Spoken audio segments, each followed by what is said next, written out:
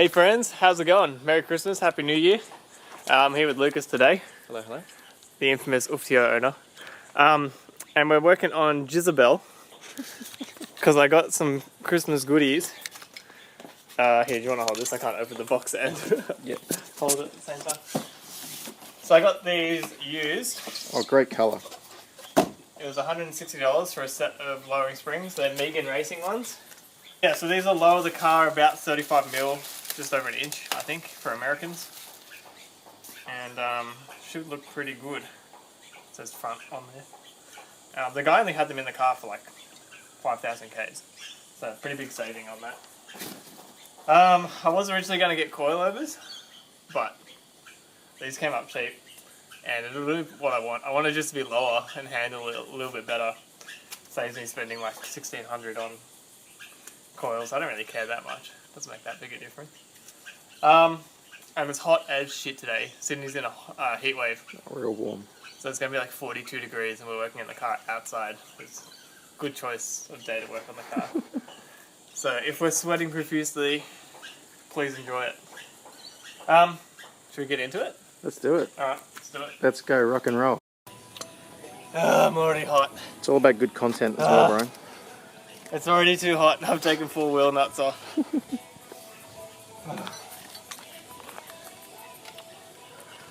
I feel like it's very Australian to work on your car at thongs. Oh yeah.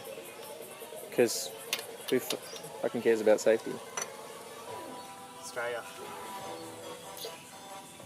Okay, so the car is up on stands.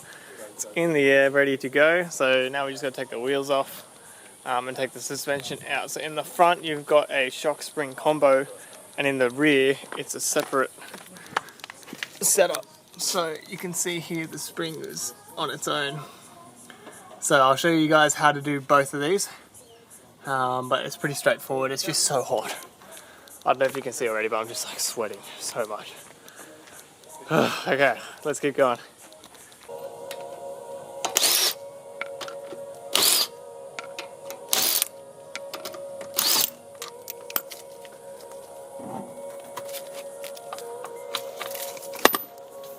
The wheels are off. The car's in the air. Looks like a spaceship. So now we can start taking the old suspension out. Disassembling it, put the new springs in and put it all back together. I haven't actually done a suspension install on one of these and I haven't looked up how to do it either, so we're just going to figure it out as we go. But essentially with suspension you just need to unbolt it at the bottom and at the top. So at the bottom you've got these 2 bolts here that put it onto the hub. You have to disconnect your sway bar end link. You've also got your brake line that'll attach onto your strut. Here, that's your brake line. This looks like a speed sensor. So that's that, and then up the top you usually have to disconnect something too. So this is what it looks like up the top. So I guess we'll just remove this rubber, pull this plastic piece out. Cool, didn't break it.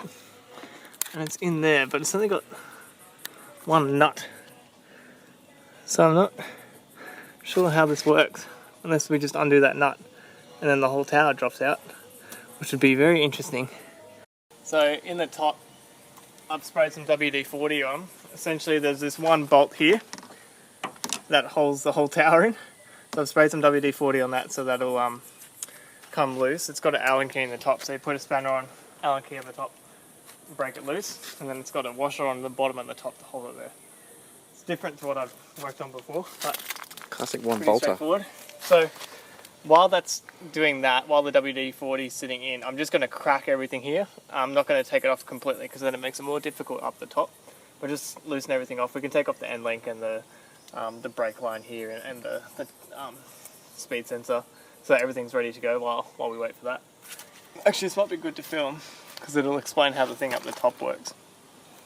So on here, on your end link, you can see it's got an Allen key hole in the top and then the nut around it. It's exactly how the top of these struts work. So you got to put the Allen key here and then use a spanner to loosen it off. Otherwise the whole thing will rotate. Tricky. Yeah.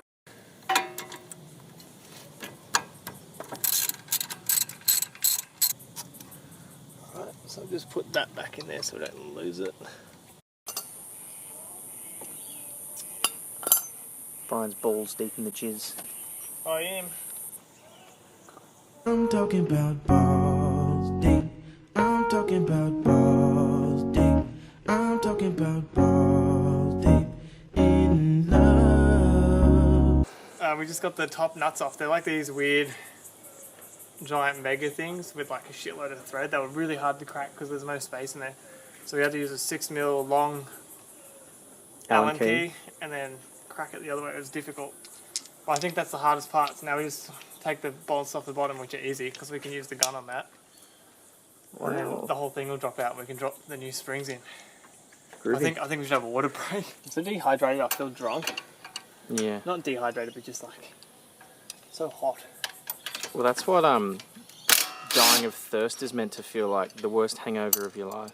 Really? Apparently.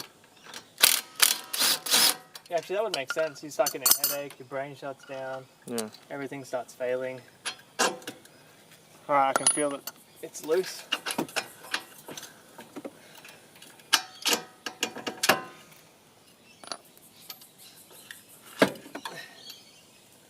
That's how it's done. There she blows. Next thing we gotta do is compress the springs so we can get them off, so we can bust the nut. So basically, you compress these to take the load off this top nut here. Because if you don't, when you loosen this off, you'll shoot yourself in the face. We don't want that. No. Alright, so that comes off. Back.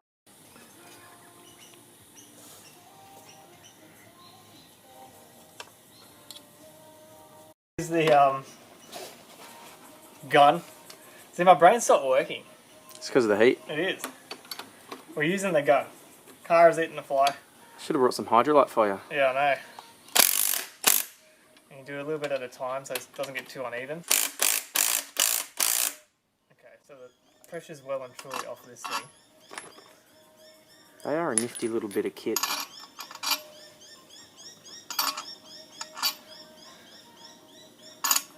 Need to crack that with an Allen key again.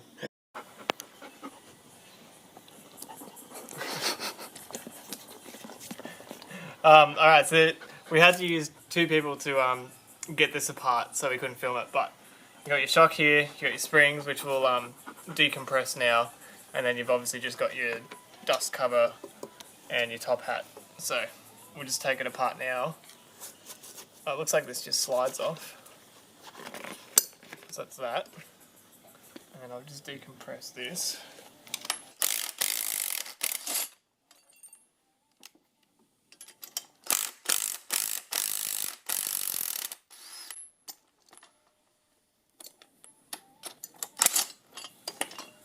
Right. So, where's the new one?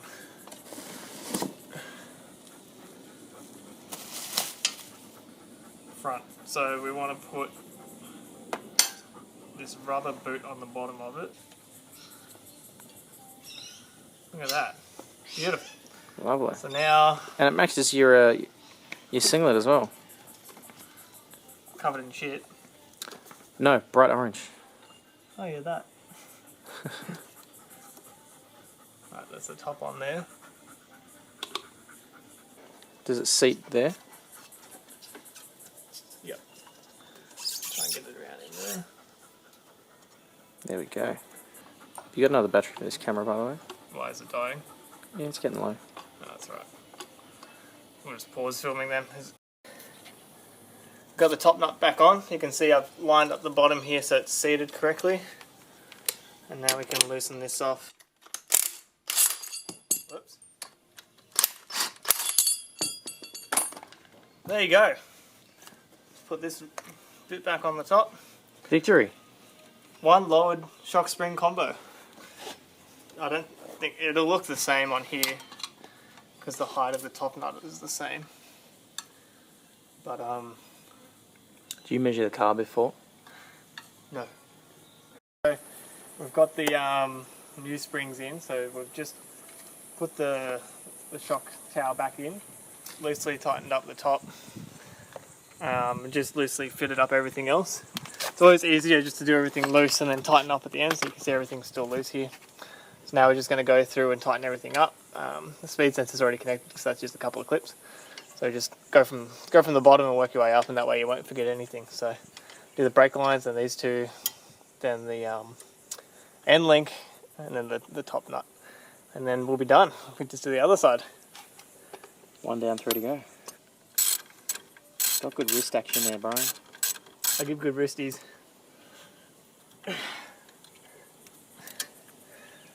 Strong tug. Fun fact, this is what happened in Sean's Corolla. He had a braided brake line and it was rubbing like this, and that's why it split and we failed and went off the corner. So make sure you guys secure your brake lines, it's for a reason. I used trick to the button first time. Sean, what's this suspension setup called? I think this is a pretty trick ride. Huh? What's this called again? Live? Trick. Trick? It looks like a live rear axle, because if you come under here, you've got your control arm is a solid bar the whole way to the other one. So your lower control arms are just one item. So what this basically means is this Is that the was rear built is an for independent- performance. Yeah. Well, actually, what this is a Mustang up until recently. Is a new Mustang like this? No, that has independent. So really, I could say my Jazz is a Mustang. No. Why not? In saying that, live rear axles get a bad rap, but they've been good ones. The new Civic Type R is still live rear axle. That's true. It's So it's a pretty Civic Type R / Mustang. good. Let's go with that. Civic Type Mustang. Civic Type R Mustang. Mustang R. There you go. Yeah. Mustang. Just your A G G-Stang. badge already. We can just put a Mustang badge on. Hold this. See if we can pop this. Spring out. I've actually never. This has less sophisticated suspension than dogs. Hey Sean, do you want to grab one of the rear? Easy does it. Well, that was hard. This is so much better than the front. It makes you feel comfortable, isn't it? That whole thing is those two little thrilling things. Yeah, that's what's holding my car together. My first few hours, bit. Actually, I might. Does this come off?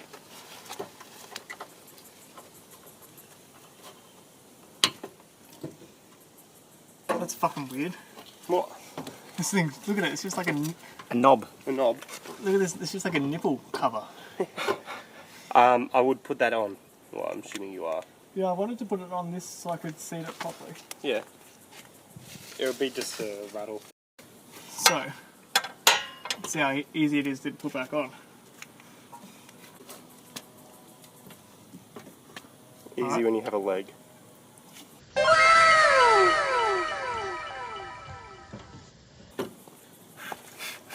Please tell me that's it.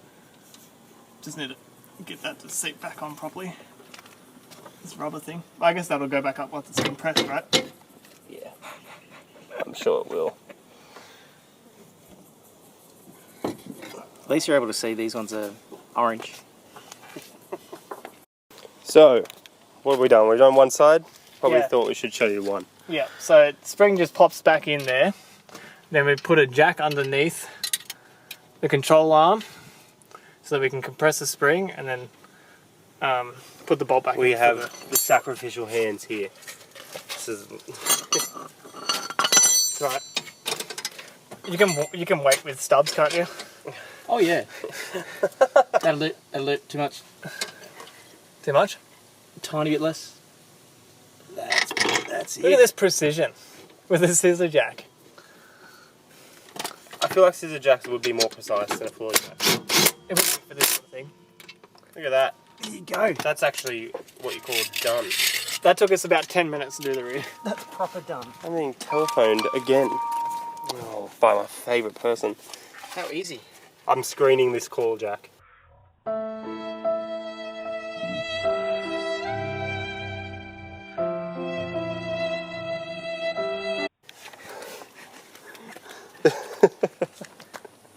I can't believe how easy that was. Look at that. Right, let's do it. Oh my gosh, you've got a Let's do it. you've got a Honda Megane. Nah, well, it was a Jazz, and if you watch the first video, it was still a Jazz even when he took the badge off. And then it was And then he nailed it. It was then a Mustang for a Now it's a Mustang R, Isabel the Mustang R. Wait, where's? which is real talk. I'm going to stop this video, and when you see it again, it's going to be magically low again. So Brian thought he was getting punked, or in brackets, someone fucking hates me. Yeah. And he said, what happened to the tyre? I came out and one day and my tyre had 4 psi in it. So I thought someone had let the air out. Like, fuck you, Brian. Because it's a Jazz. They saw me like, you know what it was? I think it was that C63 AMG I chopped in a drag race. Why the fuck you lying? Why you always lying? Oh my god, stop fucking lying. Let's be real now. And With the Mustang R. Was it Yeah, a I think- parking race or a drag race? No, it was off the light. No, it was the R33. Remember I was telling you about the R33 Skyline? Oh, at first. Yeah, because he Yeah. didn't. He was The off one with boost. the big wing, yeah. He was off boost and he was a lag monster, and I chopped him at like 0 to 10 k's. So he probably followed me home. 10's not even measurable on early speedos. Alright, so what's actually happened is much more reasonable. He's got a nail in it. I had the same. Which we're not going to fix because fucking YOLO. And I nearly said that meant fucking YOLO, and then I just realised it's... yeah. It's very... Fucking Rolo. Yeah, fucking Rolo. And it means... a Mustang R. Oh, fuck.